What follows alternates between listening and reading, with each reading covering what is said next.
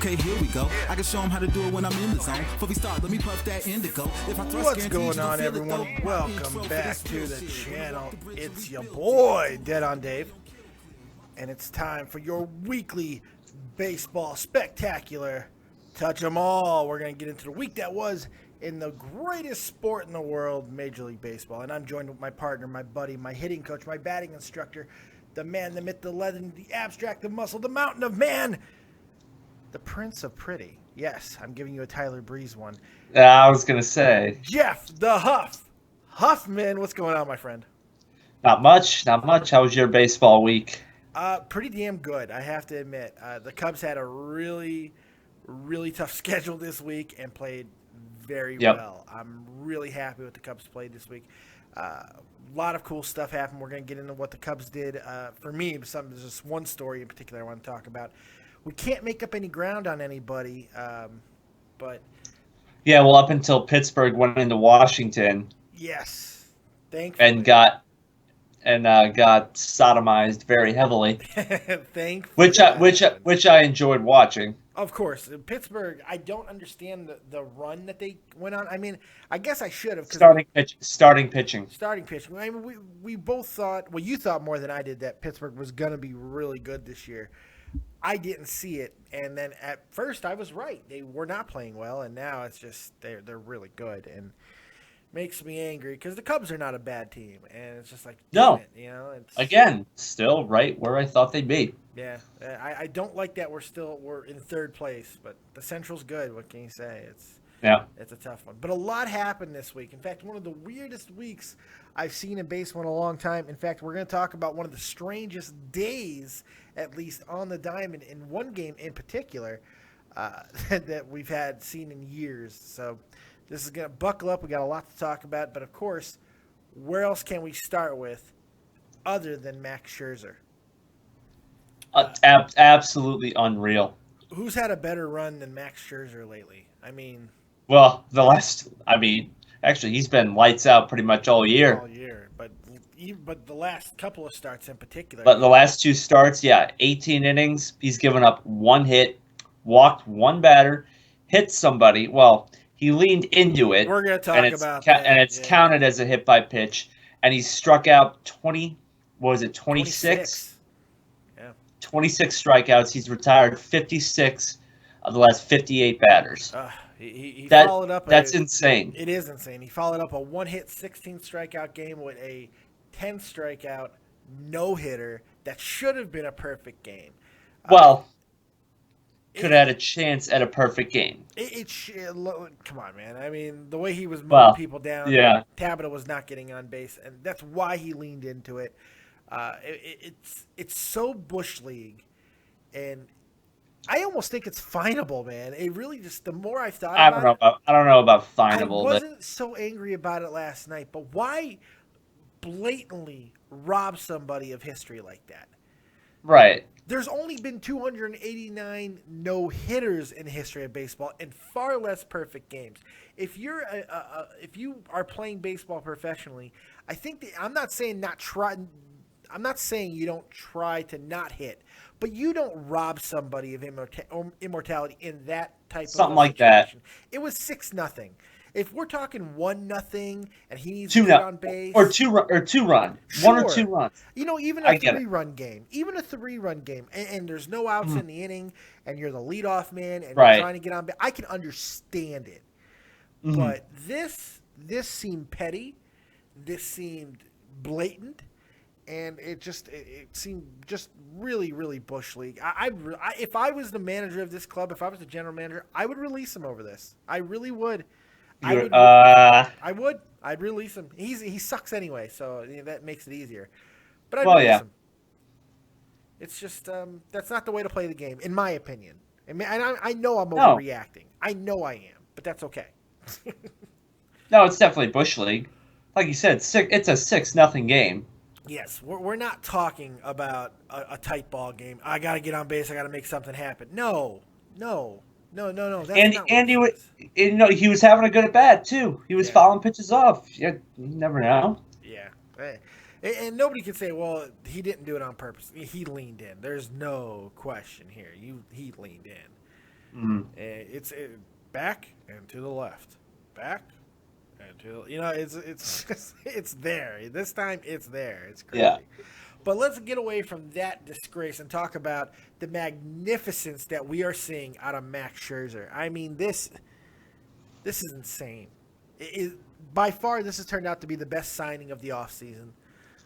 As good as Max Scherzer has been in his career, he hasn't been anywhere near this good. I mean, we're talking about a guy with a 3.44 career ERA who has an ERA of 1.76 right now. He is his whip is 40 points lower than his career. I mean, what he's doing right now it's historic. Pretty remarkable. It's pretty remarkable. This is like Koufax-esque right now, what he is doing. It's you know what? There are certain pictures, there's certain things that you see when you're watching it. You know you're watching something really special. That's Max Scherzer right now. Yep. How is he doing this? What are you seeing out of Max Scherzer? I mean, he's 30. This is not usually it's usually when like Kershaw last year, 26 years old. But Scherzer's 30. He's been around for a long time. Why now? Sometimes it takes guys a little bit later to blossom. Yeah. I mean, that could maybe he learned how to pitch. Yeah. I mean, because obviously he's got the stuff for it. Oh yeah, this stuff's always been there. We could see the stuff when he was with Arizona. Yeah. It seems like now he's pieced everything together. He really has. I mean, hitters are hitting 181 against him. And it is disgusting that he has an 8-5 record. Yeah, you know what? That's the beginning of this year. Washington we know how bad they were, and that's what it's going to be. You know, it's crazy. What are you going to do? You know, he's only walked 14 guys this year. His walk to strikeout ratio is ridiculous. 14 walks to 123 strikeouts. I'll take that. Yeah, that's not too bad. and he's already pitched 102 innings. He's He's having the type of season that we haven't seen, like at least output wise and workload wise. When was the last time somebody threw 300 innings in a year? Does it ever happen? I maybe in like the 50s or something. He's on pace to get close to that. He's on pace right now. And you know what? I hate all this. Oh, we need to limit his innings. I hate that. If you want to limit him on something, look at pitch count. He's right now he's throwing 103 pitches per game. If he sticks on that, he's okay. 103 pitches. That's nothing. That's not bad. That's high efficiency is what that is. That's high efficiency because he's going deep every outing. And he throws nothing but strikes. He had like 80-something strikes thrown. Yeah. It was 85 strikes. Yeah. It's crazy. It's absolutely insane, and it's special. We're seeing something magnificent, and he is the best pitcher in the game right now. I don't think there's any debate about that, is there? Yep. No, not at all. Yeah, I mean, let's look at some of the other numbers here. So some of the guys who are leading in the category. Let's see if we can make Garrett Cole's got more wins. Cole Soto's walking. Bartolo Colon has more wins. But Garrett Cole's also right there with him in ERA. And Garrett Cole's got a little bit of a. Let's see here. Let's look at his full numbers. Garrett Cole has got a 1.78 ERA, 97 strikeouts, 1.7 WHIP, and he's throwing 98 pitches per game. He's only thrown 91 innings, so he's not going as deep. Right. Hitters are batting 227 against him. That's 40, 50 points higher than what they're batting against Scherzer. But I don't know. They're comparable. They're comparable. He's got 22 walks to 97 strikeouts. That 11 wins is sticking out, though. Yeah. 11 wins is sticking out. But it's really hard to argue against Scherzer. Yep. It really is. But Garrett Cole is impressive, and he's 24. Man, Garrett Cole's going to be a good one, isn't he? Oh, yeah. Damn, he's going to be a good one. Yeah, throws like 99. Yeah. It's just not fair. Not with fair. With tailing action, it's disgusting. Yep. It's very hard to pick up. Greinke's having a good year. Shelby Miller's having a good year. Sonny Gray, didn't he just get hurt? The Oakland Grays. Yeah, the Oakland Grays. There's really nobody besides Garrett Cole that is really right there with him. Zach Greinke you can make a little bit of an argument for, but yeah, hell, you can make more of an argument for now that I look at his numbers, and he's quite similar with Scherzer in the win-loss department too. He's 5-2. Not as many strikeouts, but his WHIP is 0.94. That's not too bad. That's not too bad. That's not too bad at all. Damn. I do not envy Cy Young voters this year. Fuck. Or you could be like Kansas City and just, stuff the ballot somehow. Didn't 60 million votes get discounted by Major League Baseball, something like that? It's something like that. Something ridiculous. Good for baseball. A guy hitting 202 should not be your starting third baseman for the American League. Yeah. Hey, the worst part of it isn't hitting 202. Well, whoever, there's a guy on there who's going to make the All-Star game that's hitting 202. It's ridiculous. One of those guys. Was it Infante? I think it might have been Infante. I think it was Infante, yeah. And the worst part of it is, guess who's managing the All-Star game? Yeah. Ned Yost. He manages these guys. So, he might, maybe we can beat the All-Stars of the National League. Right.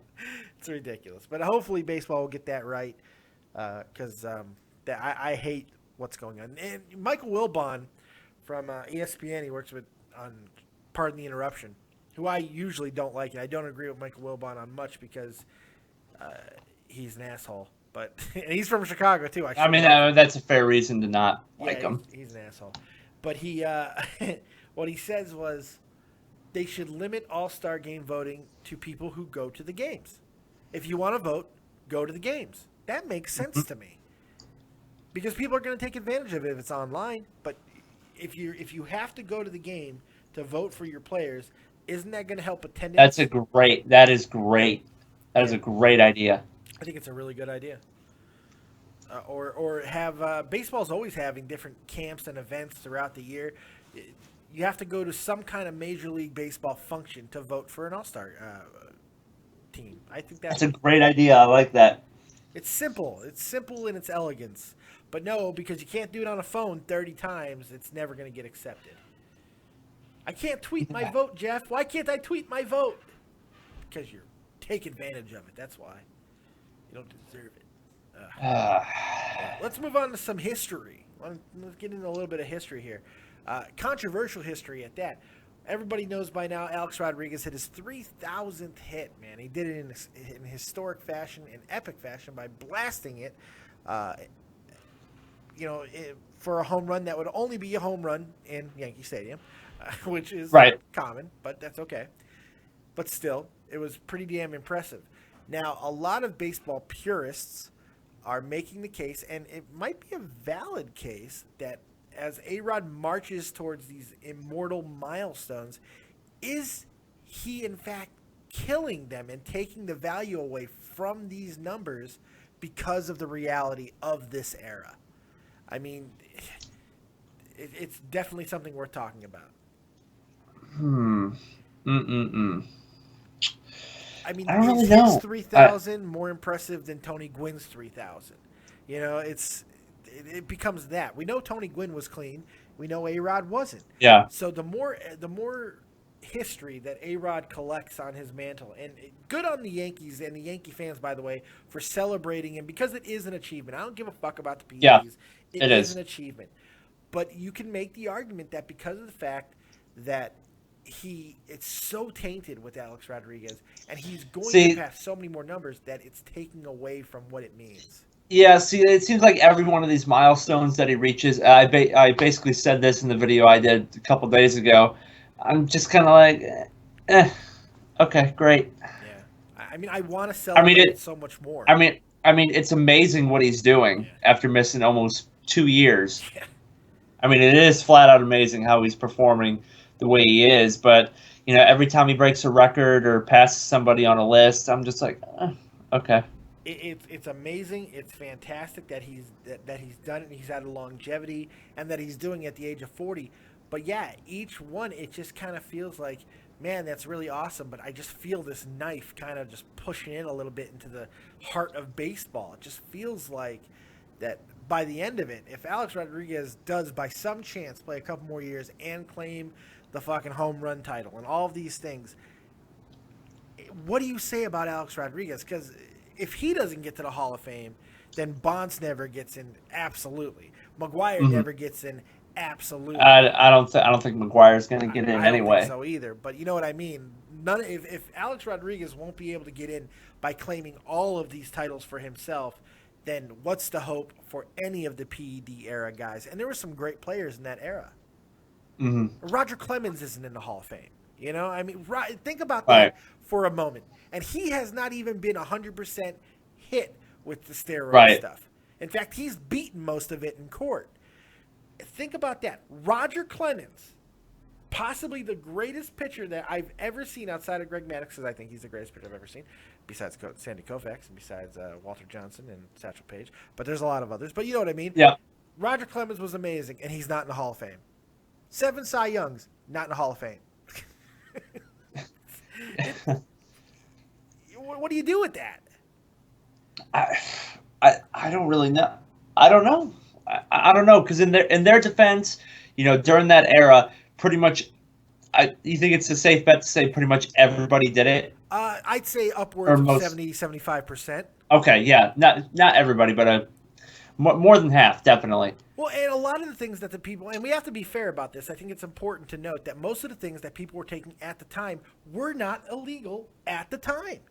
Right. Mark McGwire, most of the shit that he was taking, he found out was illegal, or it would turn out to be illegal much later. Mm-hmm. Much later. And that's, what are we talking about? It's like, come on. But at the same time, baseball doesn't have blinders on. They don't run in a tunnel, unfortunately. And it's 360, and you look at everything, what happened and what they did, and you have to judge it accordingly. And when you pop on piss test, that makes it even harder. When you fail drug test, or you get caught up in biogenesis and all of these things, it makes it harder. It makes it harder to defend.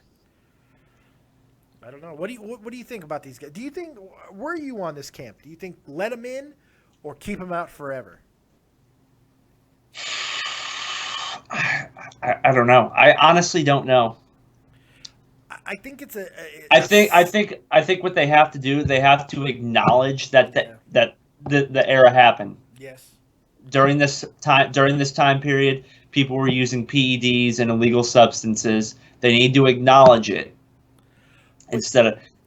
Do they do that with a separate wing, or does that seem petty, like a steroid wing? I mean, a steroid era wing in the Hall of Fame. I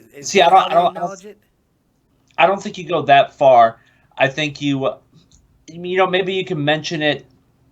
I don't know, mention it in the plaque or something. I don't know. It's during maybe put it during the PED era. I don't know. I thought Bonds had a really good chance of getting in, even in spite of all of that. But his numbers are nowhere close. I think McGwire might be out of eligibility, or he's in the last couple of years, and now he's going to be on that special ballot. It's just like, man, it's crazy. I don't know what chance A-Rod has, who is so disliked and so hated by so much of the baseball community. I don't see how he has a chance, and it's unfortunate. Yeah, but since he's come back, he's doing all the right things. He's handling everything perfectly. He is. He's going about that. He's going out there doing his thing, and not really saying much else. But what does that mean at this point? It's just like anybody can behave after they've been caught and admonished. Anybody can do that. But what about the guys what about the Cal Ripkens, who never did a fucking bad thing in his career, Yeah. Does that mean his career means more, just even though his numbers are not going to be as great as Alex Rodriguez, is his career more great because he was a better guy? I mean, it's so weird. It's so bizarre what we're talking about. It really is. It really is, and that's probably why I don't know how they should approach this. Yeah, It's hopefully there are people much smarter than I, because I really don't know. I think a separate wing is too much, but a mention on a plaque is too little. It's I don't know. It's very weird. It's very weird. But speaking of weird, I got a weird one for you. How about one of the strangest trades you're going to see this season? Okay? It's rare that you see a situation where essentially one team is paying for a prospect from a year prior's draft. But that's what we got, and it's very interesting. This trade involved two injured players between the Arizona Diamondbacks and the Atlanta Braves. And the two injured players is Bronson Arroyo and Paul Gosselin. But those aren't the two that we want to talk about. They're not the important ones. They're just the ones that made the trade happen. The actual player that really matters here is going from the Diamondbacks to the Braves, and his name is Touki Toussaint or something like that. Yeah, he was last year's 14th overall pick. First round pick, yeah. First round, 14th overall, something like that. And 16th overall pick in last year's draft. And he looks like he's got some good stuff. He's been doing pretty well down in Class A County for Arizona. And he'll be moving on to Atlanta. Now, it's funny. This is how this deal basically went down. Atlanta said, hey, we want this guy. And Arizona's like, hey, you could have him, but you got to take Bronson Arroyo. And Atlanta was like, okay. And then Arizona said, but you're going to pay him completely. You're taking over his contract 100%. And Atlanta's like, okay. Right. But we get the rookie, right? We get this kid. We get this prospect. And for some reason, Arizona's like, sure. Hey, why don't you send us Phil Gosselin? Okay, a 26-year-old at-bat, a 26-year-old bat with 174 career at-bats? Okay, yeah, I'll do that.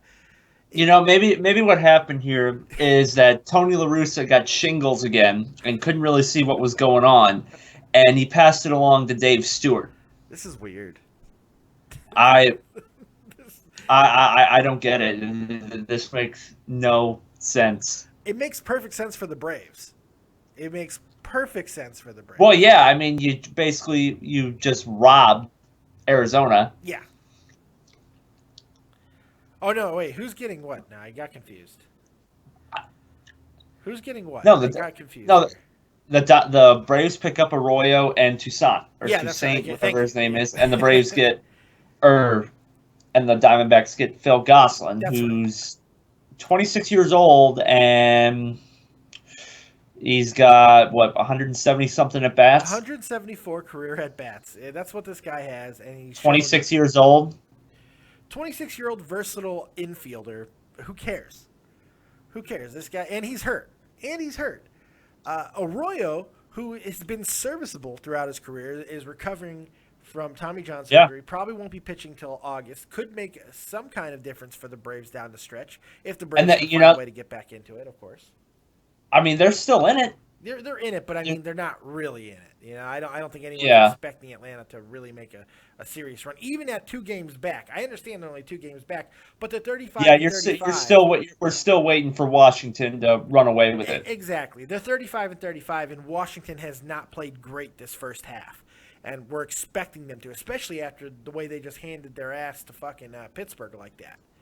Mm-hmm. So, I don't think anyone's really expecting Atlanta. They're there now, but I don't think anyone's expecting to be there at the end. They're not going to. They're about where I expected, a 500 team. But if they're able to stay in a situation where they are close, Arroyo could make a difference down the line. So you have a guy who can make a difference this year, someone you could buy out next year for $4.5 million instead of his $16 million option that he has. Mm-hmm. And you get this young kid who was the 16th overall pick in a draft last year. Essentially, you just paid for a draft pick. That's what we saw. What is this? Is this something that should have been approved by Major League Baseball, or are their hands tied? I have no idea. Just looking at this, my mind is blown. Yeah. At how this happened.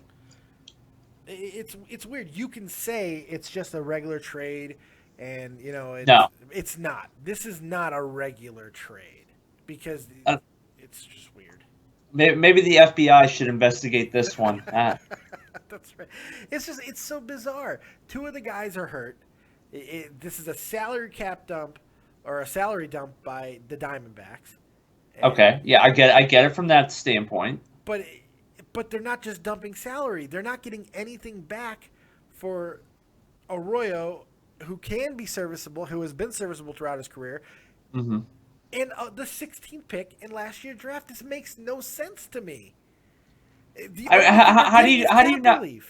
Right, how do you not get some sort of prospect from Atlanta? How? I don't know. It makes no sense.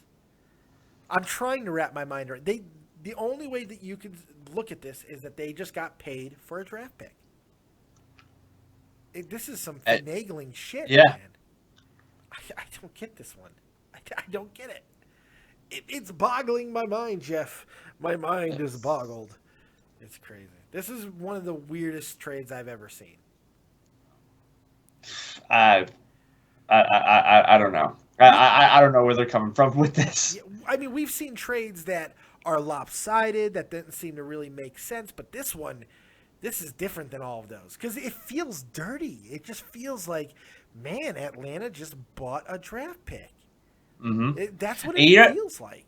You don't see trading draft picks a lot in, well, I mean actual draft picks, not someone you already have. No, you don't. It does not happen. It's very, very rare. Because there's so much that goes with it. Because baseball has the weirdest draft rules, the slotted money, it's compensation picks. Yeah, it's so complicated. It's unwatchable. You can't watch it. It's not fun to watch. It's like right. It's terrible. But yeah, you just don't see it. And this is about as close as you're going to get to it. This is a team paying for a pick. Yep. That's crazy. I mean, if there could be some conspiracy nut out there that can kind of try and prove that, hey, here's what we'll do. You don't want to – and this happened last year. You know, they're like, hey, we made a mistake by signing Arroyo. So what we'll do is we'll draft a guy Atlanta likes, and then we'll just make a bullshit trade next year. And we'll give him to you as long as you pay for Arroyo. How about that? Yeah, that's essentially what they did. That's what they did. It's crazy. But what are you going to do? More weirdness. This is a weird show. Everything's weird. The Mets going into the year, there was all this talk about the surplus of pitching that the Mets had. They had all these guys that were going to be just traded, and they had all these things. They're going to get their shortstop in the future because they got all these assets. Well, either by injury or by underperformance, that has not worked out. And a bigger emphasis gets placed on it because now the Mets have shipped Dillon Gee back to the minors, putting him on waivers to do it. Dillon Gee was being highly looked at by people in the offseason, but he's completely underperformed, and it's been hectic. 0-3. His ERA is about 6. Yeah. It's only got 39 and 2/3 innings. Yeah, it's been one of those things. Yeah, Dillon Gee. Sorry about that. We got a little distracted, but we're back and we're talking about Dillon Gee, who has been outrighted down to AAA Las Vegas of all places. And if he clears waivers, he can declare free agency. However, that's probably not going to happen because then he wouldn't get $3.1 million that he still owed this year. So, I think he's going to be okay taking that. Taking the opt to AAA. Yeah. Because what he can do is if he stays down there in AAA, he can opt out at the end of the year and become a free agent. So what he has to do is he's got to. And he'll get picked up. He'll definitely get picked up. He'll get picked up.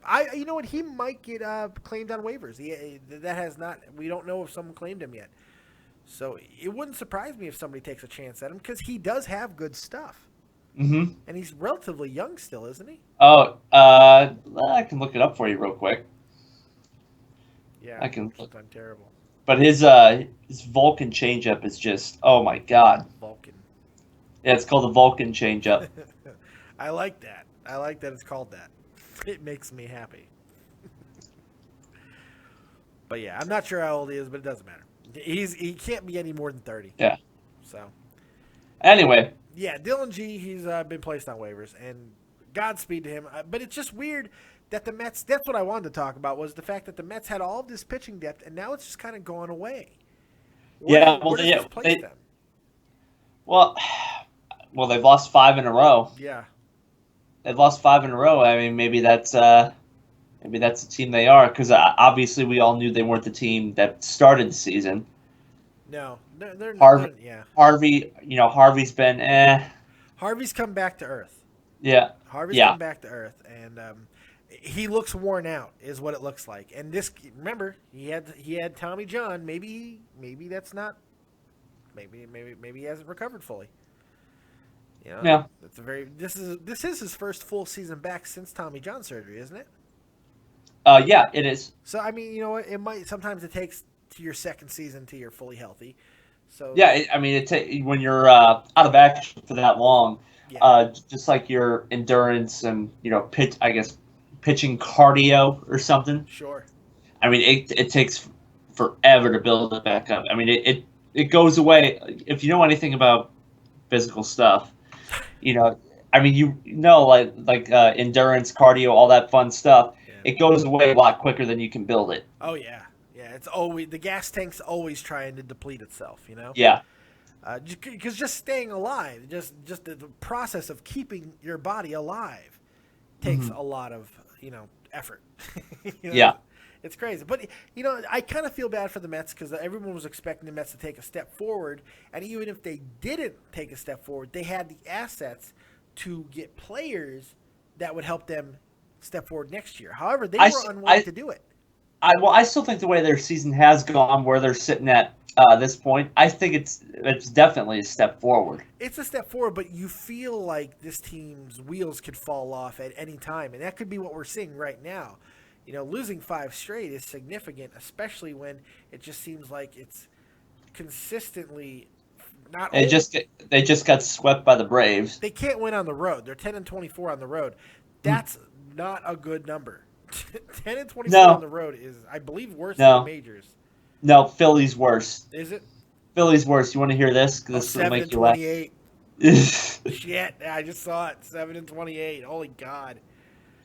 But that's the Phillies. Yeah. We were not expecting to be able to compare the Mets and the Phillies on anything this season. Yeah. So, yeah, that's scary. That's scary. I worry about the Mets' future.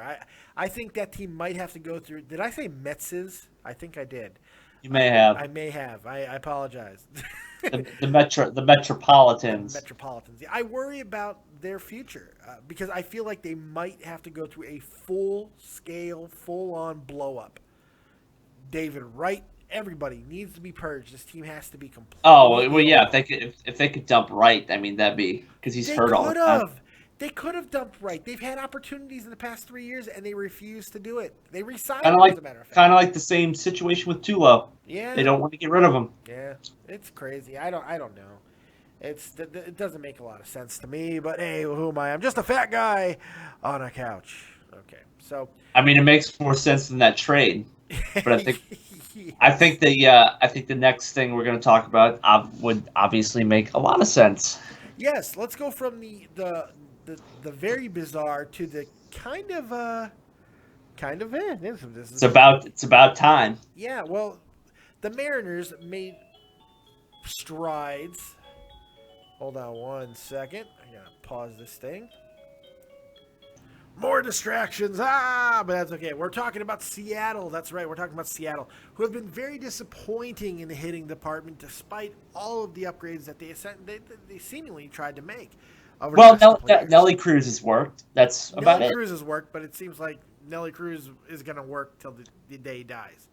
It's just, the guy just hits. It's very bizarre. He took a lifelong steroid, I think.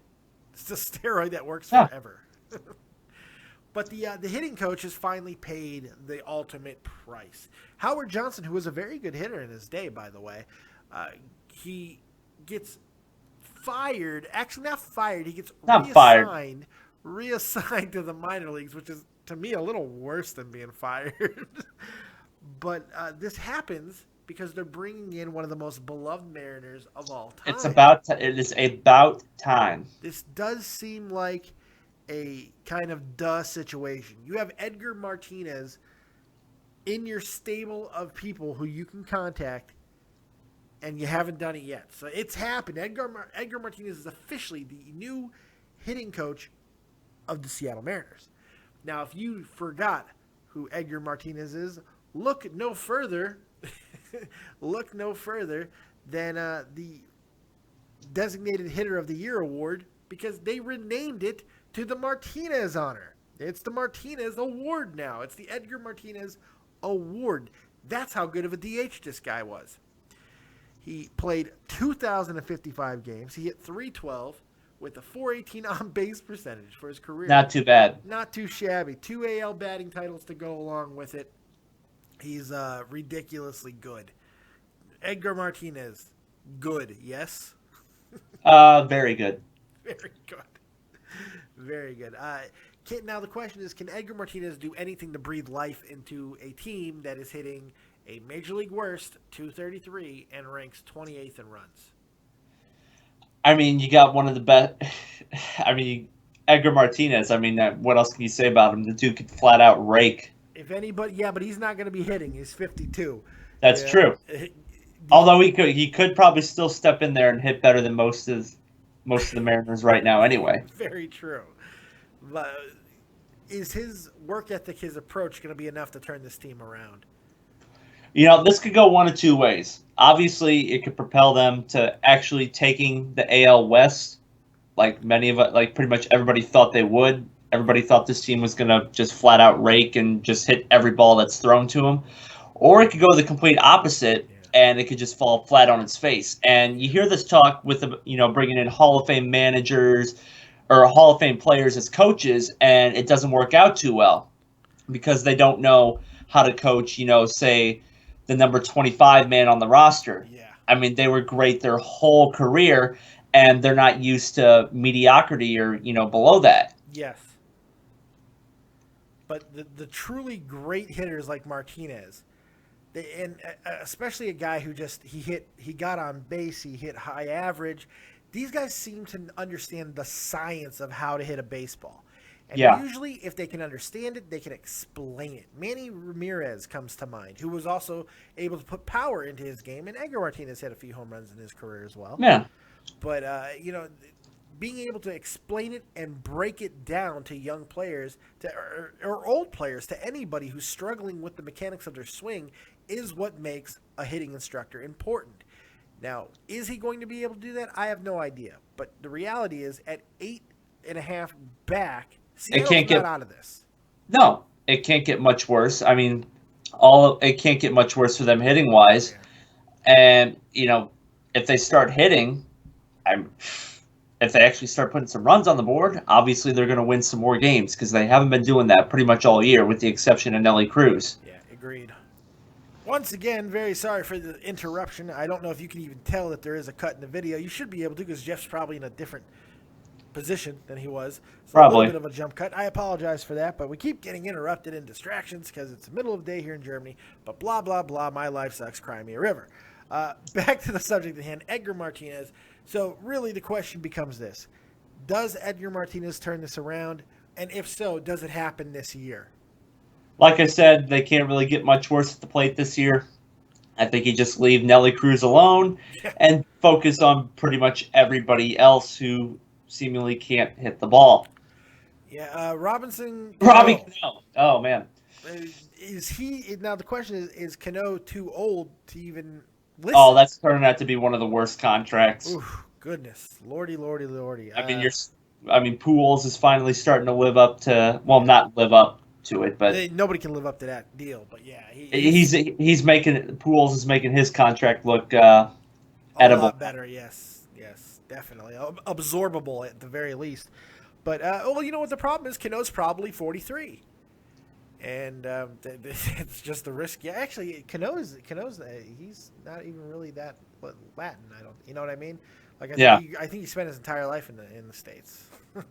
Yeah. But still, he's playing like he's 43. So I have no idea. It's very weird.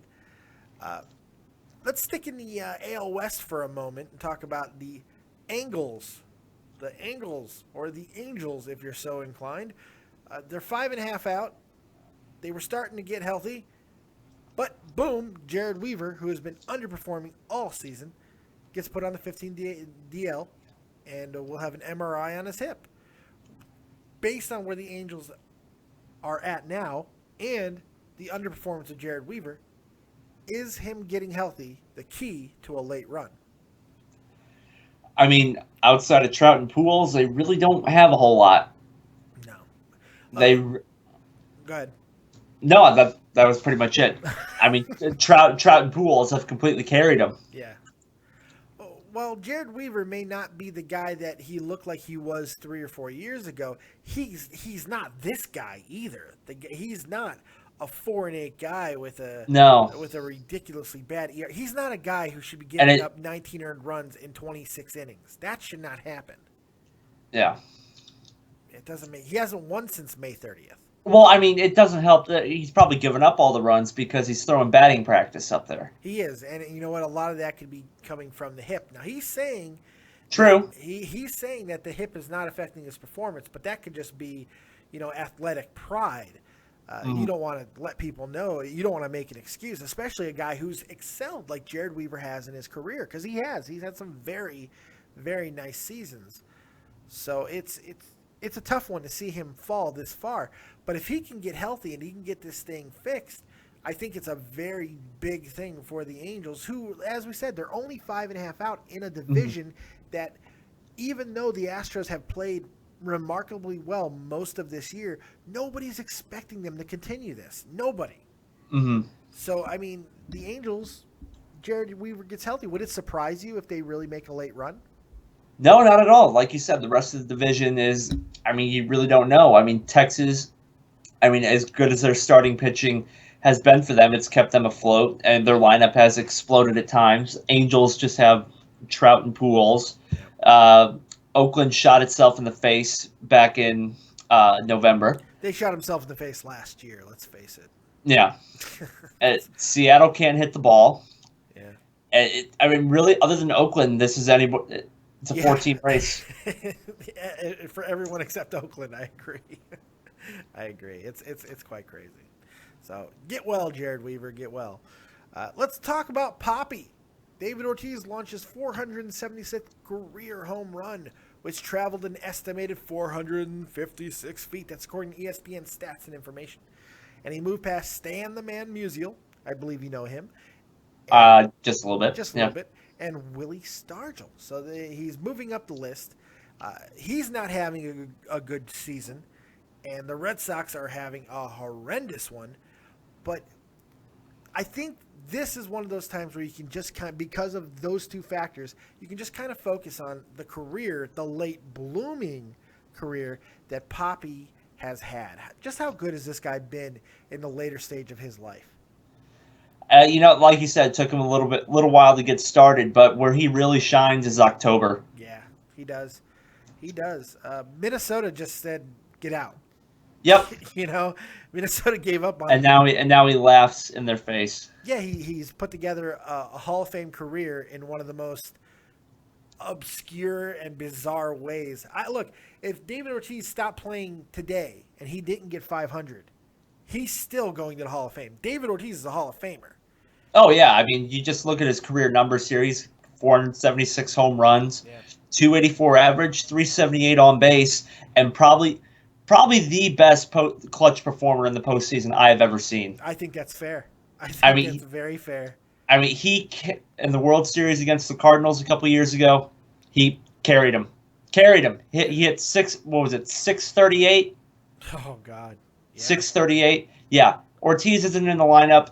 The Cardinals just straight up slap the Red Sox around in that World Series. Ortiz can be given credit for the complete turnaround of that franchise, because not only did he do it in the playoffs, he became the face of that franchise. When they were transitioning away from guys like Nomar Garciaparra, David Ortiz, Noma, David Ortiz was becoming the man.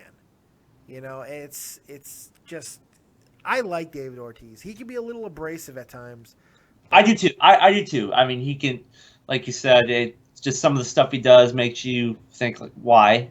Why are you doing that? But he's a passionate guy. He is. And he might have the most disgusting in the middle of at-bat routine I've ever seen. Who spits on their hands more than David Ortiz? I couldn't tell you. It's pretty gross. I would never shake his hand. Gloves or not, I don't care. But 476 home runs. So, here's a little fun game. Does he get to 500 this year? Do you think he can go on like a retarded fucking run? I mean, I wouldn't put it past Poppy to do it. Yeah. It gets warmer. It's getting warmer out. The ball is going to carry more. Yep.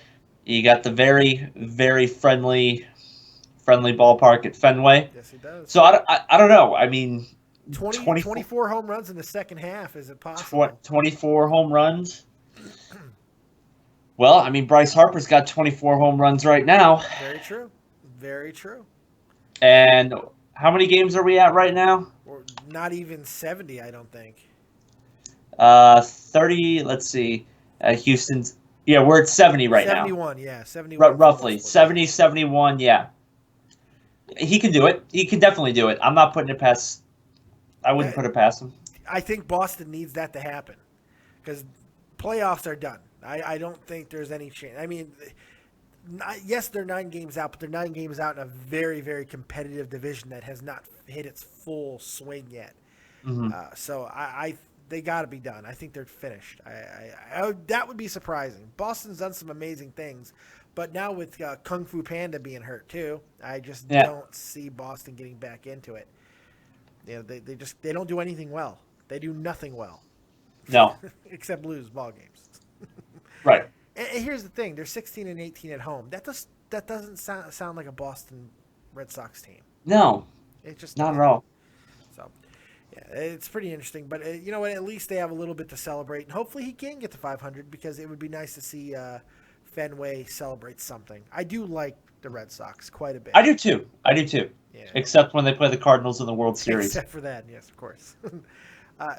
Getting to a subject that I'm very happy to talk about, of course, Kyle Schwarber in a very unorthodox move. I mean, you'll see things like this happen, but it's kind of rare that a guy who was drafted just last year with the number 4 pick gets brought up in the not even in the middle, right around the middle of a season to be a DH for a club for 6 games. Well, that's exactly what the Cubs did with promoting Kyle Schwarber. I like it. I like it too. I liked it. You can bring him up, get his feet wet, and when you finally bring him up, obviously as a catcher, because he went back down to develop his catching skills. I think he's going to end up being an outfielder. I don't see him catching. Yeah, well, I mean, you got his feet wet, and when he comes up for a permanent stay, he's already been up, so he's got all the early jitters out. Yeah, pressure's off now, And the cool thing is and to make it even a little bit more bizarre, he went from Double-A to the majors, and now he's going to Triple-A.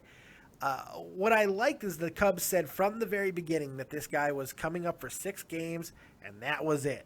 Yep. He was going back down, and it didn't matter what he did. Well, at the very beginning of it, he tried to make the decision very difficult. He started at the house of fire. He ends up 8 for 22 with a home run and 6 RBI. That's not bad. That's a pretty nice, hey, how you doing? No, not too shabby. He showed a little bit of a tendency to chase, especially up in the zone. But you know what? That's something that young power hitters do, especially when they haven't been anywhere above Double-A yet. He went from Double-A pitching, which is good pitching, to the best pitching in the world. Yeah, but you're seeing a lot, pretty much nothing but fastballs. Very true. You guys struggling with control down in the minors. Well, what did they say? What did Scott say? The biggest adjustment that you're going to see as far as pitching is going to be from Single-A to Double-A. And I mean, for everywhere else, I mean, from Double-A to Triple-A, it's not as severe. And even Triple-A to the majors. But Single-A to Double-A, that's supposed to be like the most jarring because the talent level just kind of soars. So I don't know if that's true or not. I don't know if you've ever heard that. I've heard that. I don't know if it's true. Yeah. But it's interesting. I like Kyle Schwarber, and it's amazing that the Cubs continue to find these college kids that are unbelievably talented hitters. They drafted another one. Another one this year who's going to be another guy that could produce in a year or two. It's crazy. It's crazy. I guess they're choosing to get their pitching in later rounds and in free agency, but you can't. I don't. The MLB draft is a crapshoot. It is. Anyway. But you can't turn away from elite hitting, especially in this era, right? Very true. You know? Very true. It's impressive. Pitching is kind of like linemen in the NFL draft. You can find them pretty much anywhere. Yeah, you're right about that. You're right about that. But hitting, either you can hit or you can't. Usually that's just how it is. But yeah, what did you think of this 6 games by Schwarber? Did he impress you at all? Did you get to see the kid play? I didn't really get to see him play a whole bunch, but I mean, 8 for 22, homer, 6 driven in. Yeah. I think that's a pretty nice first stint up in the big leagues. It's a nice clip. It's definitely a nice clip. He should be very proud of that, and I'm sure we'll see him again later in the year. I don't see this being his only trip to the Cubs this season. Especially if Soler can't get healthy and stuff like that. But the problem is he's had no time in the outfield, and he's not breaking into the catching market because Montero's been pretty damn good at times. So I don't know. It's pretty interesting. I enjoy it. Kyle Schwarber, just another. Well, he can platoon in the outfield and give Montero some days off once you get rid of David Ross. Yeah, well, that's the cool thing about having Schwarber on the team at all is he can always be that emergency third catcher. I mean, even if you don't get rid of David Ross, which as long as Lester's there, they're not getting rid of David Ross. I just don't see it happening. Lester loves the guy. Just for good or bad, it's just how it is.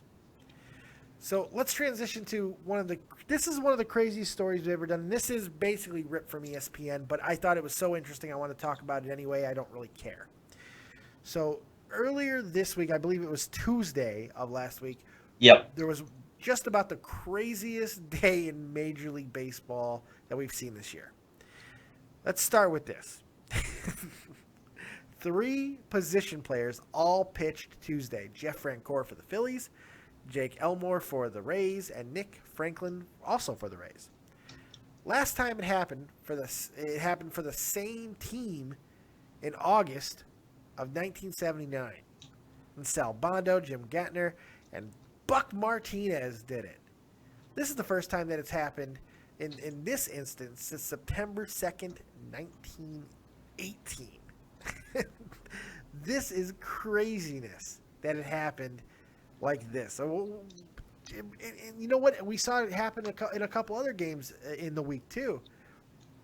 Yeah. Do you like when position players pitch? Yeah, I mean, it gives you a nice little laugh, but, it didn't really make me laugh. Well, it kind of did. Jeff Francoeur threw almost 50 pitches. He did. He threw almost 50 pitches. That is ridiculous. You can make an argument that the rosters need to be expanded. Maybe 2 or 3 more. You got to have somebody else. I mean, you should not be running position players out. Do it like hockey. Expand the roster a little bit and have scratches for each game. You can scratch the starting pitchers. You know what? I agree. Something like that. But you got to be able to have somebody. Yeah, scratch the starting pitchers. There you go. That's exactly it. You scratch the guy who, even if you're just doing it with one guy a day, you scratch one guy, whoever started the day before, you scratch him, and you get another arm in the bullpen. That's the solution. It's that easy. Jeff, you're fucking brilliant. Thank you. That was brilliant. Thank you. The best thing about that is I think that is a legitimate way to fix this problem. And it was so easy. There you go. There you go. So easy. Man. Who's got it better than me? I got a guy like Huffman. Come on. Who's got it better than that? Jesus. But those strangeness continued as we had a pitcher DH. Yes, the Nationals sent Joe Ross, a pitcher, out to pinch hit as their DH. Brother of Tyson Ross. Yes, brother Tyson Ross. And he went to pinch hit for Escobar. Tyson Ross has more people stealing bases off of him than John Lester, which is pathetic. That's pretty bad. To make this even more interesting and to make it bizarre, because that's not bizarre enough, what this basically means is a National League pitcher just made history by turning into an actual DH who then batted against a position player, Franklin, in a game in an AL park. Yeah, it's kind of interesting. Only in baseball this shit happens. Yeah. Only in baseball this shit happens. What else did we see on Tuesday? Wilson Ramos hit 2 home runs off the. I believe they were playing the. They were playing the Rays. They were playing the Rays, yeah. Yeah, he hit 2 home runs off the position players. He hit 2 home runs off position players, but he also did. Well, what he also did was in the first, he led off 2 consecutive innings. The first and second. Oh no, that's somebody else. I'm sorry. Yeah, I mixed. Yeah, that's right. You read the entire thing. My bad. Opposition players in the same game. That does not happen. That's weird. Yeah, pad those stats. Pad them stats. It's okay. Hey, Chris Bryant hit a grand slam the other night off a position player. It's okay. Yeah. Not a big deal. There you go. Pad the stats. Pad the stats. And finally, Manny Machado. This is the stat I tried to mix into the other one. For the first time this millennium, led off the first and second inning with a home run. Machado is only the 3rd player in the last 50 years to do that. Now, over the course of a year, we're inclined to see things like this happen because baseball is a game about all the numbers. But on the same day, and there's more things that happen, I just didn't feel like they were as cool as these. Yeah. Jesus, what do you say about this? This is crazy. The same day, all these weird shit? Yeah, it's pretty cool. I mean, you remember, I forget what year it was, Fernando Tatis, 2 grand slams in the same inning. That's right. That's right. Baseball's such a weird sport. It is, and I really like Machado. Yeah, I really like Machado. He's having a nice year. 14 homers, 38 driven in. He swiped 11 bags, which you may not expect because he doesn't have. I mean, he doesn't run really fast. No, well, I mean, you don't expect a lot of third basemen to be your big base dealer. Hitting 303, on base is 361, and he's a vacuum over at third base. Well, before he got hurt, everybody was saying this is the second coming. Everybody was talking about how good Machado is. Then he got hurt, and the shine kind of went off of him. But I think he is putting himself back in that conversation as a elite. He's an elite young guy. How old is Machado? He can't be more than 24, right? He born in 92. 23. Get my 23. He'll turn 23 July 6th. Wow, just another. This renaissance of young elite talent is incredible. It's incredible. You know how much fun the next 10 years of baseball is going to be? Well, it could have been fun, and then our guy drove into a tree. Oh God, yes he did. Yeah, unfortunately, yes. But we got Waka, so you got Waka, and you got another young guy, Jason Hayward, who's finally turning it around. I know you've been championing this guy. You've been championing him all year, so I'm going to give you a moment to talk about Jason Hayward, who's finally turning it around. Go ahead. You know what? I don't care if he was playing the Phillies, and he's actually been hitting the ball pretty well. Before that recently. Good at bats, yeah. Yeah, he looks so much more relaxed at the plate. And if you notice, if you take a look at his batting stance just a little bit, it seems like he's got his hands more out because he's kind of handicapping himself. His elbows are basically pretty much at his side. Yeah. And it was causing him to hit one-hoppers to the second baseman on a very consistent basis. He got too compact, and he was basically just jamming the ball into the ground is basically what was happening. Yeah. But, he's got the average up to 279. The on-base is starting to rise, and he leads the team in stolen bases with 8. Can't beat that. Yeah. No. I don't know if he... And you've seen what he can do in the field and with his arm. Yeah.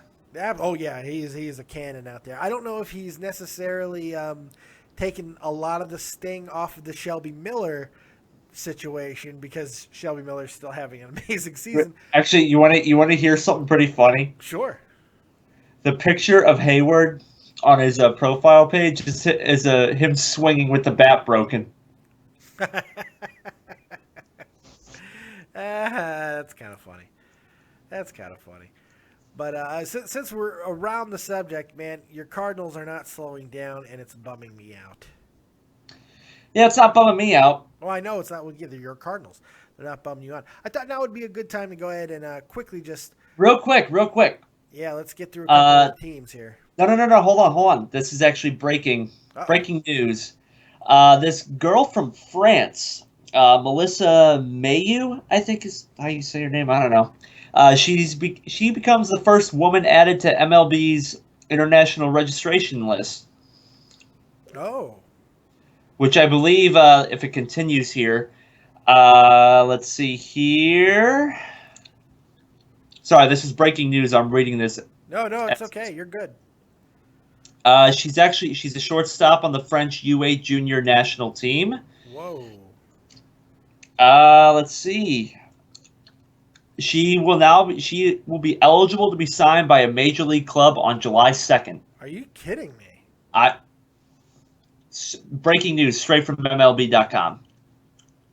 What's her name again? Melissa Mayu. Wow. Is there any commentary on the? I have not heard about this. She's 16 years old. Oh wow. Oh wow. Is there any possibility? Look, I didn't think we were going to see a female in Major League Baseball or even in the minor leagues. In my lifetime, do you think there's a possibility of this happening? It's baseball. Wow. It's baseball. Anything can happen. We've seen that commercial all year. What's her face being the first woman in the majors. I don't know. I believe it will happen someday. Well, she's 16, so we are talking years off here. Yeah. Yep. But still, if she gets signed, that's historic. Mm-hmm. That's historic. But God, you know what? As much as excitement that kind of filled me for a second, because I would like to see it because it would be great. But you know what I just got hit with? What? A little something called reality, and that means we're gonna have to see different. Everyone's gonna have to put in a new locker room into all of their clubhouses, and oh my God, the feminists are gonna come out in full force. Oh my God, our sport may have just got ruined, Jeff. And it's not because of this girl. It's because of what it represents and how insane feminism is right now. There's always that too. Oh my God. Or this girl could come out and just give the finger to all of them. Yeah, but it's rarely about the person who's doing these groundbreaking things. It's always about the people who's championing them and being behind them. It's those, as our good friend Tommy C would say, those social justice warrior assholes. Man, I just stumbled all over that too. That's okay. Social justice warriors. That's a hard phrase to say. But yeah, it's crazy. Oh, wow. I would like to see it though. Would you like to see that? That'd be interesting. Oh, definitely. That'd be pretty cool. You know what hits in my head? The first image I got. What? Gina Davis from A League of Their Own. Oh my God, I haven't seen that movie in forever. It's such a good movie. Like that ball player, I could see that. Yeah. That would be pretty cool. It's a little weird because you typically don't hear about women playing baseball. You hear women playing softball. There's a Olympic softball team, not a women's baseball team. So it's a little weird, but if she's got the chops, she's got the chops. To even be on the registry is pretty friggin' interesting. Right. That's historic on its own, I believe. Yeah. Wow. So anyway, sorry to interrupt that. No, you're good. The only last thing we got through all the stories. So now it's just little tidbits that you might have from around the league. What are you seeing movement-wise as far as the divisions? Anybody standing out to you? Anybody dropping off the face of the planet that we want to make reference to? Now's the time. Well, Cincinnati, I believe they just lost Mesoraco for the year. Officially, he's been hurt almost the entire season. Yeah, and I don't think Brian Pena is going to get it done. So another blow to the Cincinnati Reds, and they certainly didn't need that. I mean, you got Frazier, who's having a phenomenal year. But, like I said before the season started, they can't afford any injuries. No, not one. And unfortunately, they've had multiple. They lost Bailey for the year. Yeah. It just... Does Mesoraco being out on the shelf here, does that open the floodgates to a feeding frenzy? Do they trade? Do they sell? Are they sellers now officially? I believe so. 12 and a half back. They're 12 and a half back. Cardinals aren't cooling off. And the Pirates and Cubs are still going to be there. Yeah. You got the Pirates are 9 games over 500. The Cubs are 7 games over 500, and the Cubs have a handful of games that have been washed out this year already. You know, I want to say the Cubs have actually had the most rainouts of anybody in baseball this year. Yeah, it feels like we've had 5 or 6, but I think it's only 4, but I'm not sure. Yeah. So this is anything. Well, if you're the Reds, who do you get rid of? Maybe that dude, Johnny Cueto. I don't know. Cueto. What about Chapman? No. We'll see. That's supposedly the biggest name coming out of the Reds camp is Chapman is definitely on the block. You don't trade Chapman. No. I do, and I'll tell you why. Humans are not designed to throw 175 miles an hour. Very true. Very true. His arm's going to fall off. Get rid of him and get something for him now. If you can get back something similar to what the Braves got for Kimbrel, I'd do it. Yeah. I'd do it. That makes sense to me. All right, I'll be right. I got to run. Sorry, got to pee. Huffman with a pee break. Huffman, you didn't pee on yourself, did you? No, I didn't. I almost did, though. You made it? Yep. I'm so sorry. I don't always read the It's okay. messages. It's okay. It's okay. Because if I click on the message, I take away your screen from XSplit. That's okay. Yes, it's okay. I don't always read them. My bad. Huffman's okay. His bladder didn't explode. We're wrapping up anyway. Let's go ahead and quickly run through the division. I'm going to give you your division leaders, and if you have any thoughts on any of these teams, go ahead and shout them out, okay? Okay. AL East, Tampa Bay is officially in first place, taking over from the New York Yankees, who are sliding again. This team does not seem to be able to stay on a consistent basis, but they're still in it. They're still around, and Tampa Bay is playing amazing baseball right now. They pitch and play fundamental ball. Yep. Sometimes that's all you need to do. Archer's a stud. Boom. And it makes you sick. It makes me sick to my anus. God, I want to punch him. Still waiting for Baltimore. Still waiting for Baltimore. Look, Baltimore, Toronto, 3 games out. Toronto was playing really good. Now they've kind of dropped off from their what they have, an 11-game winning streak. Yeah. Yeah, but that's over now. And Boston still sucks. Yep. The Central, Kansas City is widening their lead and becoming the de facto real team in the Central. Everybody else really does seem like they have a bunch of holes, and they're not going to be able to catch up. And surprisingly, the Detroit Tigers really seem to be that team that is, I don't know if they're going to recover. I don't know. I mean, they're still in it, 5.5 back, but they're 35 and 34. Yeah, they're one game over 500. They just got VMart back, so I mean that's going to help. But they got Verlander back. Yeah, that should help. But hell, they're still 4-6 in their last 10. You know, it's worrying. Kansas City is still playing good ball day in, day out. It seems like they may not be going on any huge winning streaks anymore, but they're not going on any huge losing streaks either. Yeah, at Cleveland, I don't know what their deal is. You have Kluber, who it looks like he's gonna pitch a perfect game every time he goes out, and then he gets shelled a couple starts in a row. And then the White Sox, worst slugging percentage in baseball. Oh, say it again. I love it. They have the worst slugging percentage in baseball. 2-8 in their last 10. I love it. Minnesota is having trouble beating the really better teams. They can beat up on the teams that they're supposed to beat, but the Cubs showed them. Cubs shellacked them in a couple of games. It was pretty sweet. So yeah, it was nice. I enjoyed that. The West continues to be the West. The Astros, while not being as dominant as they were, they're playing still well again now. But they're back and forth. They have a 3.5 game lead over Texas, who has cooled off from their hot little resurgence. Mm-hmm.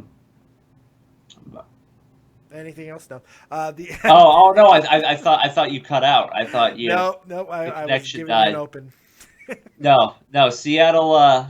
They just got Martinez to be their hitting coach. That should make them able to hit the ball and win a few more games and close the gap a little bit. And Oakland continues to rot. They do. And Seattle, one thing we didn't talk about, this is a desperation move a little bit for Martinez to be little bit. Because if they don't, they can't not justify not being sellers at the trade deadline. That's why you make this move now. Because if they can go on a run now, then they could say to management, okay, look, we just made a huge run. We don't need to sell this team off. But if they don't, they're going to have to make some moves. Yep. They got too much money tied up in that team. Yep. You might have to. You might have to trade Nelly Cruz. You might have to do it. You might. I mean, somebody will give you a bunch for him. You'll get a king's ransom for Nelly Cruz. You have to. I don't care how old he is. I don't give a shit. I don't care how much his contract is. I don't care. The guy's got 20 home runs, whatever. Jesus. Yeah, in Oakland, you don't know who they're going to sell. So. Yeah, that's right. Oakland's going to not Voit apparently, but or Vogt, whatever his name is. Yeah. National League East. The Nationals continue to be in first place, but not without drama. They're not playing fantastic well, although they are starting to really get going now after a 3-game sweep. Or 3 or 4 or a 3-game sweep? 3. 3 or 4. Okay. Not a 3-game sweep. They just won 3 or 4. Was that a 4-game series? I don't know. Regardless, they won 3 from the Pirates, who were playing just about as good as anybody in baseball, and the Nationals really came together. And, of course, when you have Scherzer, everything's going to turn out okay. Mm-hmm. Rest of that division, I mean, they're holding steady, but you feel like the shoe is going to drop any time in a national. You feel like the Mets are gonna jump off the Empire State Building, and Atlanta is right where I expected them to be, about a 500 team, and Miami they still haven't shot themselves in the face yet. No, they're 30-41 though, and they're 7.5 out. I don't see them making a run. And, oh, by the way, congratulations. You got yourself a Miami Marlins sighting on Touch 'Em All, which is rare because they're terrible. And they're not newsworthy at all. But they're a joke of a manager. Hernandez should be coming back soon. I mean, that'll win you a couple more games. But possibly, or his arm's going to fall off. Right. You never know. And Philly is sitting in their bed in the nursing home. Yeah, they're just horrible.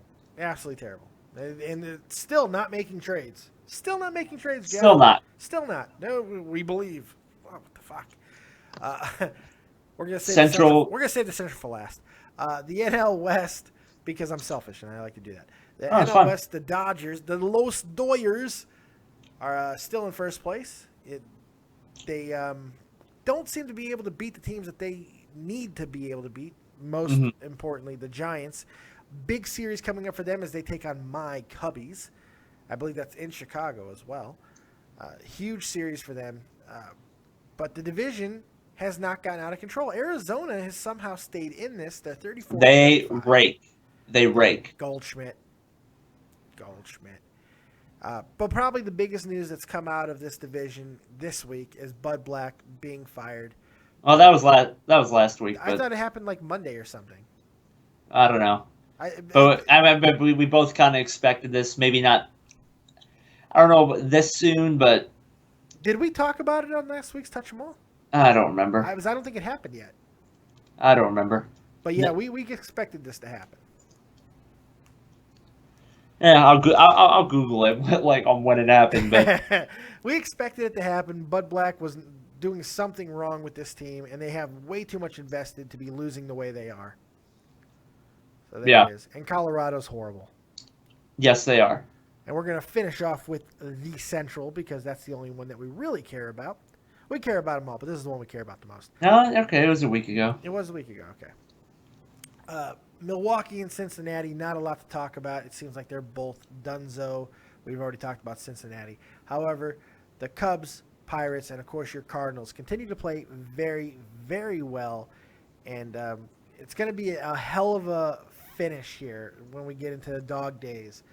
This is who do you expect to continue to play at a high level? Are all three of these teams going to continue to play well? I think all three of the teams are going to play well. I honestly do. I still think the Pirates are going to fall off, but I don't know why I don't like the Pirates. I don't know why. I just it's weird.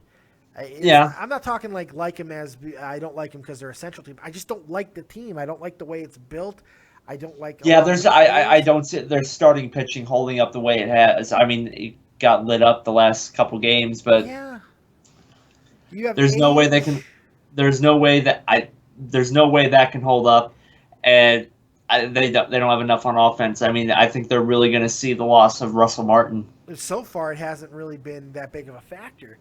But the crazy thing to me is that pitching staff, you have an ageless wonder in Burnett, who just is old as shit, but yet he still continues to perform. You have Jeff Locke, who I don't think anybody is going to say Jeff Locke has elite stuff.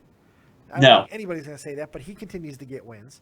You got Francisco Liriano, who had one of the most disgusting arm blowouts I've ever seen. When that slider went into the dirt when he was in Minnesota, I was just, oh God, that was bad.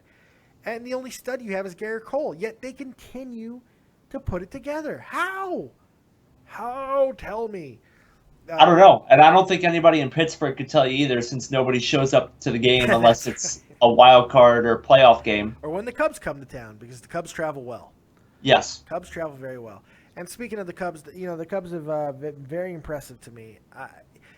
I guess, I've been on their side the whole year, saying I think they were going to be good. But it's a surprise to me still that the Cubs were able to actually live up to expectations. And for a lot of people, surpass expectations. Madden has kept his team together, calm, collected. He doesn't freak out when Castro makes dumb mistakes like he did the other night, and then Castro comes back and wins the game the next day. See again. They're right where I expected them to be. Like 6 or 7 games back, I didn't expect the Cardinals to light the world on fire like they did. Yeah, this is surprise. I think everybody expects the Cardinals to be good year in year out because they're the Cardinals, and they don't see nothing gets to this team. Injuries to their best players, trades. I mean, it's obviously because some low end guy in the organization. Which I don't believe is a low-end guy, by the way. They're going to nail a low-end guy, but I don't believe that for a second. Not for a second. Yeah, well, even if they did, it doesn't affect the on-field play. Well, it affects who's on the field, potentially. So, I mean, I'm with you, though. I mean, these players still won the game. Regardless of how they may have gotten here, they have still winning the game on the field. But nobody was expecting them to be this good. I mean, tragedy didn't stop them. Friggin' injuries. Multiple tragedies. Yeah, it's insane. It's insane. Even you couldn't have expected this. No, not at all. I mean, 26-7 at home. 26-7 at home. And you play like that at home, I'll take 19-17 on the road. Any day. I know that we are gearing up for another series here. You and the Cubs and Cardinals, I believe, coming up really, really, really soon. Yep. Let me see where that is. That is. I believe it's here. It's in St. Louis. It's the 26th to the 28th. These are 3 important games. Right now, the pitching matchups stack up to be Arrieta and Lackey, Wada and Waka. That'll be fun to say. Wada. That's great.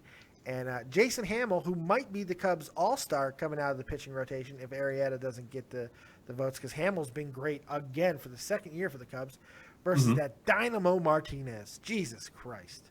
Yeah, he's a lot of people were questioning whether he could transition to the rotation, and I'd say he's done an okay job. Acceptable. He's done an acceptable job, I'd say. Throws 94 to 96 on a consistent basis. I mean, he can touch 98, 99 when he needs to.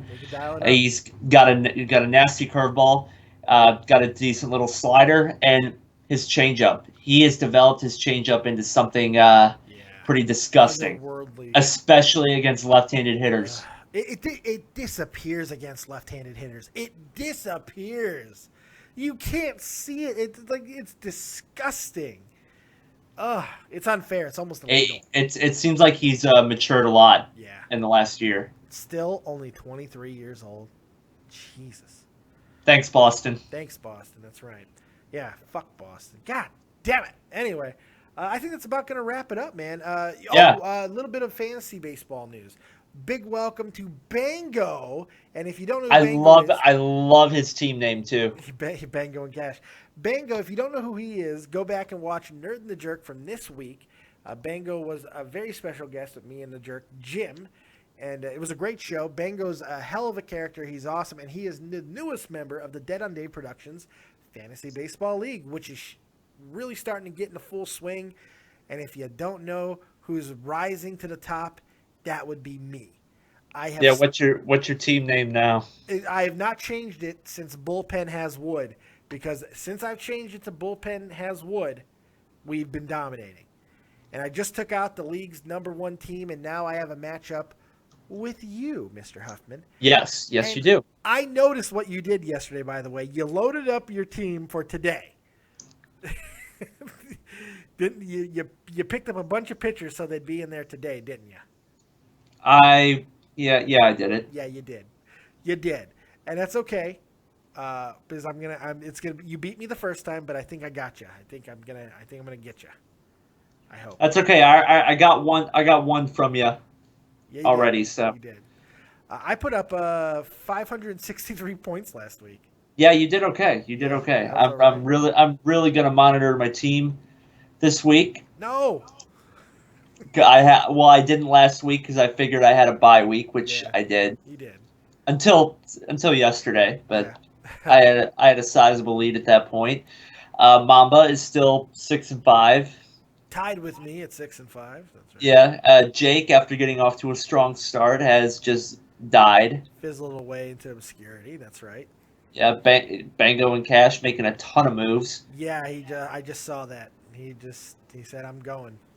Yep. And he's an experienced fantasy player, so he should bring a lot to the league. It should be a lot of fun. Yep. So. Yep.